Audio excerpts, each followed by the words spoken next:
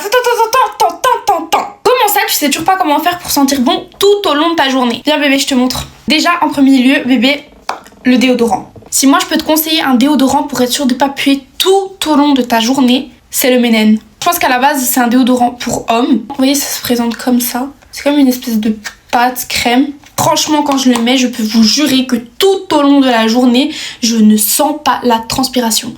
Screen bébé. Ensuite, j'ai une petite astuce pour toi, mon cœur. Quand tu sors de la douche, tu te laves. Attention, avec un savon antibactérien. Ce qui fait puer, c'est les bactéries. Essaye quand même de prendre un savon pas trop agressif, sinon ça va assécher ta peau et c'est pas ça qu'on cherche. Du coup, tu sors de la douche, crème. Moi ici, c'est celle de chez The Body Shop à la poire. Oh, elle sent le bonbon. Bon, déjà de base, elle sent bon. En plus de ça, elle va hydrater votre peau, mais c'est pas vraiment ça le secret. Parce que la crème, tu la mets, au bout d'un moment, l'odeur elle part. Là, ce qui va être important, écoute, tu mets ta crème. Tu peux mettre une qui a une odeur ou une Nivea. La Nivea est très bien, par exemple, celle sans odeur. Une fois que tu as mis ta crème sur tout ton corps, tu viens mettre directement ton parfum. Parce qu'en fait, la crème, elle va comme absorber ton parfum et du coup, l'odeur de ton parfum va tenir beaucoup plus longtemps. Ah oui, aussi, hyper important, l'eau de Cologne. Regarde, carrément, je l'ai presque vidée, elle est quasiment vide. Tiens, si tu veux screen. Franchement, bébé, tu mets ça, tu sens la fraîcheur. Et dernier point, mon cœur, je t'en ai déjà parlé, la brume de chez Nux. Ici, ce qui est important, c'est que c'est une brume pour cheveux et corps. Par exemple, regarde, je te montre. Oh purée, que ça sent bon!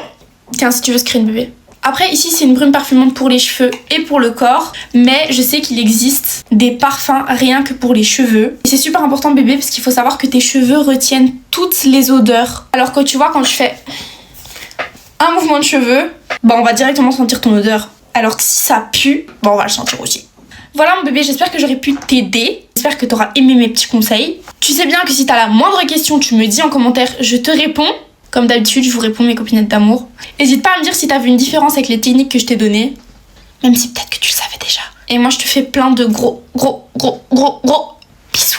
Les règles d'hygiène que toutes les mamans devraient apprendre à leurs filles pour être vraiment propres, et ne t'inquiète pas si tu ne les connais pas parce que je ne suis pas là pour te juger. Première règle, tu dois absolument changer de culotte tous les jours, même si tu es resté toute la journée à la maison, même si tu n'as pas eu de perte blanche, même si tu n'as pas fait de sport. Deuxième règle, tu ne dois jamais toucher ta zone intime sans t'être lavé les mains avant parce qu'il y a plein de bactéries sur tes mains qui peuvent contaminer ta zone intime et créer des mauvaises odeurs et des infections. Troisième règle, sous la douche, n'oublie pas de nettoyer ton nombril, derrière tes oreilles, entre tes orteils parce que ce sont des zones qu'on oublie souvent. Et pourtant, sache que ça fait partie des zones les plus sales du corps humain. Quatrième règle, tu ne devrais jamais porter de culotte pour dormir parce que ta zone intime est déjà enfermée toute la journée. Ça ne veut pas dire que tu dois forcément dormir toute nue, par exemple tu peux dormir avec un t-shirt super large sans rien mettre en dessous. Cinquième règle, essaie de ne pas porter de protège-slip tous les jours parce que même si tu as l'impression d'être plus propre en portant, en réalité c'est tout le contraire. Les protège-slip retiennent l'humidité et irritent ta zone intime, ce qui crée un environnement favorable au développement des bactéries, donc des mauvaises odeurs et des infections. Sixième règle, quand tu laves tes culottes en machine, lave-les à au moins 60 degrés pour bien éliminer toutes les bactéries. Et ensuite, n'oublie pas de laisser la porte de ta machine à laver ouverte après avoir fait ta machine pour éviter que des mauvaises odeurs et des bactéries s'y développent. Septième règle, si tu veux être vraiment clean, un déodorant ne remplacera jamais une douche. Le déodorant ne fait que masquer les mauvaises odeurs alors que la douche va vraiment éliminer les bactéries responsables des mauvaises odeurs. Sur mon compte, on est que entre sœurs et entre girls bienveillantes, donc n'oubliez pas qu'il ne faut jamais juger une personne parce qu'elle n'a pas une bonne hygiène. On ne sait jamais ce qu'une personne est en train de vivre, peut-être qu'elle est en dépression, peut-être qu'elle n'a pas la chance d'avoir des parents qui s'occupent d'elle. En tout cas, si tu veux rejoindre une safe place où on est que entre girls bienveillantes, n'hésite pas à t'abonner à mon compte. À bientôt. Bisous. Les garçons, vous n'êtes pas les bienvenus sur cette vidéo. Aujourd'hui, je vais parler qu'à mes reines parce qu'on va parler hygiène intime. Ma reine, si t'es une adolescente et que tu sais pas encore comment bien te raser en bas, comment éviter les mauvaises odeurs au niveau de Garfield, je vais tout te dire. Surtout pendant l'adolescence avec les hormones qui sont en fire, ça peut être un petit peu compliqué de garder des bonnes odeurs au niveau de Garfield. Et là, avec l'été qui arrive, la transpiration, tout ça, ma reine... Voilà, il faut que tu sentes bon en bas. Déjà, quand tu sors de la douche, ma reine, c'est primordial que tu te sèches vraiment à chaque petit recoin, chaque petit pli au niveau de Garfield. Parce que c'est un endroit qui macère beaucoup. Donc si tu laisses de l'humidité, ça risque de faire des champignons, des mycoses. Et franchement, on n'a pas envie d'avoir ça dans la culotte. Ensuite, pour ce qui est du rasage de Garfield. Déjà, ma reine, faut savoir que le rasage, c'est personnel. T'as pas à te raser parce que quelqu'un t'a dit, ah, il faut que tu te rases en bas, nanana. Non, si t'as envie de garder tes poils, tu gardes tes poils. Mais si t'as envie de les raser, il faut que tu les rases correctement. Sinon, tu vas avoir des petits boutons, ça va te gratter, tu vas avoir des poils incarnés. C'est hyper désagréable. Donc, 2 jours avant le rasage, tu vas venir faire un gommage, soit avec un gant un grain comme ça c'est les gants que tu peux trouver dans les hammams, les trucs comme ça. Ça pour moi c'est vraiment la meilleure des techniques pour se faire un gommage. Sinon tu peux prendre un gommage pour le corps, mais il faut vraiment que tu ailles doucement pour pas irriter ta petite Garfield. Donc, moi le mien c'est un gommage pour le corps de chez La Rosée, et ce qui est trop bien c'est qu'il est enrichi en huile, du coup il vient vraiment nourrir la peau après l'avoir gommé. Et si t'as ni l'un ni l'autre, tu peux prendre du marc de café avec de l'huile d'olive, ça fait vraiment le taf. Ensuite si tu te rases avec de l'eau ou avec du savon, arrête ça tout de suite. Tu te rases soit avec de la crème hydratante, soit avec de la mousse. Tu peux prendre soit de la mousse à raser comme les hommes, soit de la mousse comme ça. Moi j'utilise la mousse de douche de chez Dove qui est vraiment géniale. Et pour le rasoir, choisissant un bon Marraine si tu veux éviter tout ce qui est poils incarnés, irritation, coupure. Moi j'utilise celui-là, c'est le Gillette Venus Sensitive. Pour vous faciliter la tâche, je vous ai fait un petit schéma mes reines. Ça c'est Garfield, et du coup pour vous raser, il faut que vous fassiez comme ça, hop, sur les côtés et vers le bas, jamais vers le haut comme ça, parce que si vous avez une peau sensible ça va vous faire des poils incarnés. Et après le rasage, si tu veux pas que ça te gratte en bas, tu mets de la crème ou du baume. Moi pour après le rasage, vraiment le baume je trouve ça tellement mieux parce que ça nourrit vraiment en profondeur la peau et au moins ça te gratte pas. Ensuite pour éviter les odeurs fortes en bas ma reine, déjà il faut savoir qu'une odeur de fleurs au niveau de la zouzette c'est pas normal, genre il faut pas que tu sentes le parfum, il faut juste que ce soit une odeur qui est neutre. Et si les odeurs sont vraiment trop importantes, il faut que tu ailles consulter une gynéco parce que ça peut être vraiment un signe de mycose, un signe de champignon. Mais si tu veux garder une odeur neutre et si jamais t'as un copain ou une copine et que tu vas avoir un bon goût, le kiwi et le jus de cranberry ma reine, vraiment ça c'est tes deux meilleurs alliés si tu veux avoir une bonne odeur et avoir un bon goût. Ensuite si tu veux te sentir fraîche toute la journée en bas, les brumes nettoyantes ou les lingettes nettoyantes c'est vraiment tes meilleures copines. En gros au cours de la journée, si jamais tu te sens pas très fraîche en bas, tu passes un petit coup de brume ou un coup de lingette et tu te sentiras beaucoup plus propre, beaucoup plus fraîche. Moi j'utilise la Uriage qui est vraiment trop bien en brume, et les lingettes c'est les Intima, je les ai depuis hyper longtemps. D'ailleurs sous la douche lave-toi avec un gel intime parce que vraiment en fait le pH de Garfield c'est pas le même pH que ta peau. Donc tout ce qui est savon parfumé, les trucs soldes généraux qui sont bons pour la peau, ne les mets pas sur Garfield. Ensuite dans ta trousse de secours de la journée, essaie toujours d'avoir une culotte de rechange au cas où t'aies des pertes blanches abondantes, au moins comme ça tu pourras changer ta culotte et te sentir beaucoup mieux. En parlant de culotte, privilégie toujours les sous-vêtements en coton ma reine, c'est vraiment ce qu'il y a de mieux pour Garfield. Et par contre pour la nuit on ne privilégie rien du tout, ne dors pas avec des sous-vêtements, à la place dors avec des shorts de pyjama comme ça tout léger qui ne serrent pas Garfield, parce que Garfield il est serré dans ton pantalon toute la journée, il a pas besoin d'être serré aussi pendant la nuit. Ensuite quand t'as tes règles et que tu portes une serviette hygiénique, ne mets pas de tanga ou de string parce que avec le mouvement en fait que ça fait dans la journée, ça risque d'apporter la serviette hygiénique jusqu'à tes fesses et après de les ramener sur Garfield, et c'est vraiment pas hygiénique du tout. Ensuite avant de mettre un tampon, lave toujours bien tes mains, c'est hyper important ma reine. Et enfin si t'as des relations avec ton copain ou ta copine, pense toujours à bien aller prendre une douche après et aller faire pipi, c'est hyper important si tu veux pas avoir des infections urinaires, tous les trucs comme ça qui sont très relous quand t'es une fille. Tu es parfaite, mais ton red flag c'est ton hygiène. Bienvenue dans l'école de la féminité, épisode 3 sur les bases vitales et hygiène.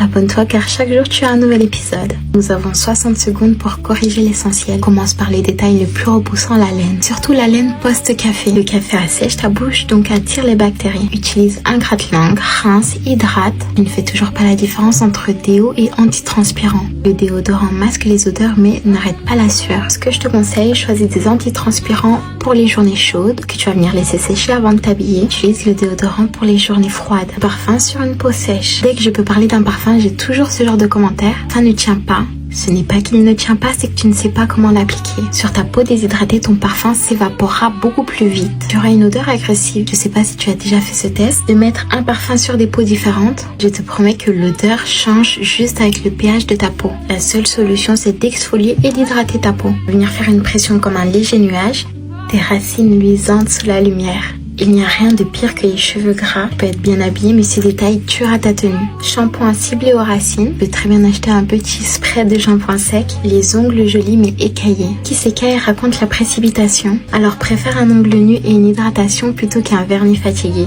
Tes pinceaux, tu les as lavés quand ? Car tes outils sales parlent beaucoup pour toi. Un blender, un mascara sale dépose des bactéries et des odeurs. Nettoie, renouvelle, l'élégance commence au contact. Alors je finirai par les traces sous les aisselles ou un col fatigué. Le sel, l'aluminium, le sébum jaunit les vêtements. Alors prête, lave vite. L'hygiène ce n'est pas une checklist, c'est un rite qui dit je me respecte et c'est ça l'aura féminine. Il y a des choses que l'on remarque immédiatement chez quelqu'un, sans même s'en rendre compte.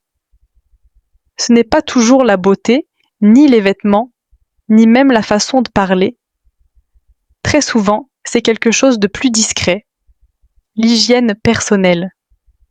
On ne parle pas ici de perfection, ni d'avoir l'air sophistiqué. On parle simplement de ces petits détails qui envoient un message silencieux aux autres. Je prends soin de moi, je me respecte, et je respecte aussi les personnes autour de moi. Et ce message change réellement la manière dont les gens interagissent avec vous.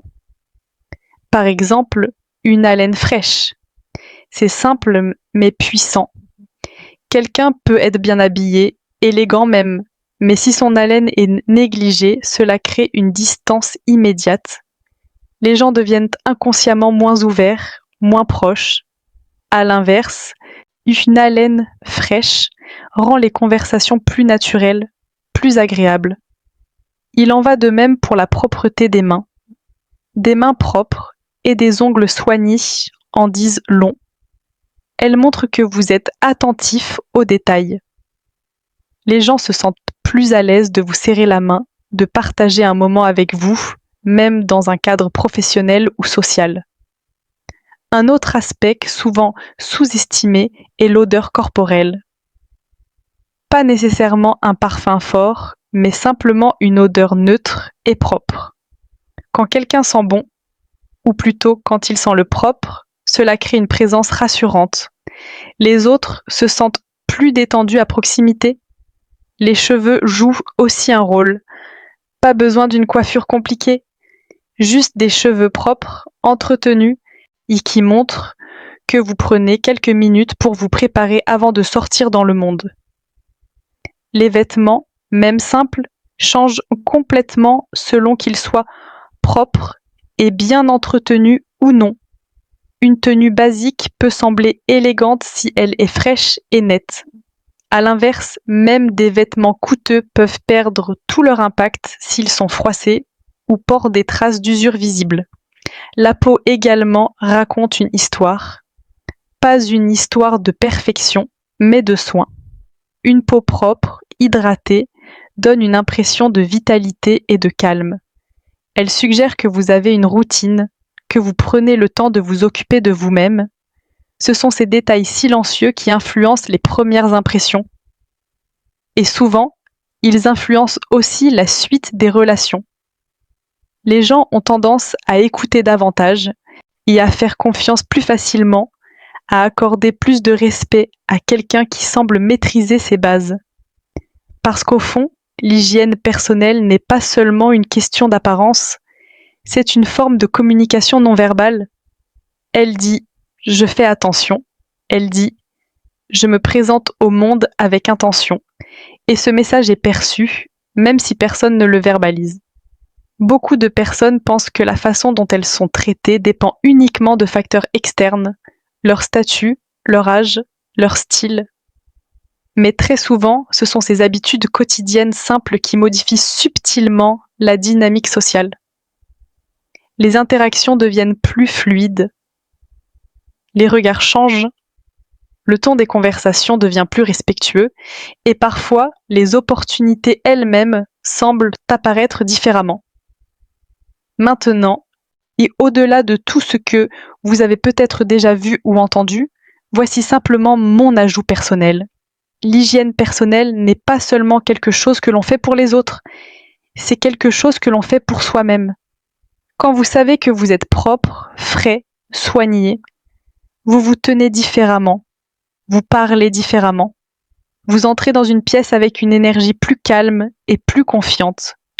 Ce n'est pas de l'orgueil, c'est de la sérénité. Et cette sérénité se transmet naturellement. Les gens ne réagissent pas seulement à votre apparence, ils réagissent à l'assurance tranquille qui vient du fait de savoir que vous êtes prêt à être vu, entendu et présent.